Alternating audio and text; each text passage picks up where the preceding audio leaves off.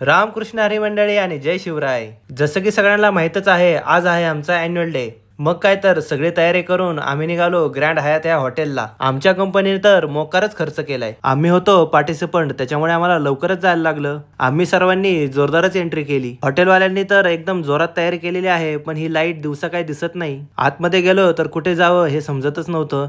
मग काय इकडे तिकडे बघितलं आणि केली हॉलमध्ये एंट्री। हॉलमध्ये गेलो तर बघतो तर काय हॉल एकदम मस्त सजवला होता। हॉलचं डेकोरेशन पाहून वाटलं लग्न आहे तरी कोणाचं, पण नाही तसं काही नव्हतं। आमची लोक बघितल्यावर कळालं आपलाच हॉल आहे। एवढं सारं डेकोरेशन पाहून मला घामच फुटला। म्हणलं घ्यावं थोडं पाणी पिऊन। प्रॅक्टिसला सुरुवात करायची होती, पण बघतो तर काय एवढ्या मोठ्या स्क्रीन बंदच पडली होती। स्क्रीन नीट होईपर्यंत म्हणलं मुलांची चेंजिंग रूम पाहून घेऊयात। चेंजिंग रूमचा दरवाजा तर खूप मोठाच होता। त्यानंतर मी गेलो रूम मध्ये। रूम तर एकदम मोठी आणि झकास होती। रूमची गार हवा पाहून आमचा रोहित म्हणतो मी जरा घेतो जरा विश्रांती। म्हणलं अरे करतो कशाला विश्रांती, तुला तर करायचे डान्स करून क्रांती। त्यानंतर आम्ही गेलो स्टेजवर प्रॅक्टिस करण्यासाठी। स्टेजवर आधीच लोकांची चालली होती प्रॅक्टिस। लोकांची जोरदार प्रॅक्टिस बघून म्हणलं आयला आपलं कसं होणार। तेवढ्यातच एक जण मला म्हणाला अरे नको घेऊ टेन्शन, यांना पण वाटतंय हे तर आहे नाच रे मोरा आंब्याच्या वनात नाच। यांचं पूर्ण होत नाही तर लगेचच आले आमच्या गवळणी। आमच्या गवळणीची तर झाली एंट्री आणि त्यानंतर आम्ही पण घेतली प्रॅक्टिस करून। त्यानंतर म्हणलं आपण दुसऱ्यांना पण जरा चान्स दिला पाहिजे। नंतर आम्ही केला डान्स बंद।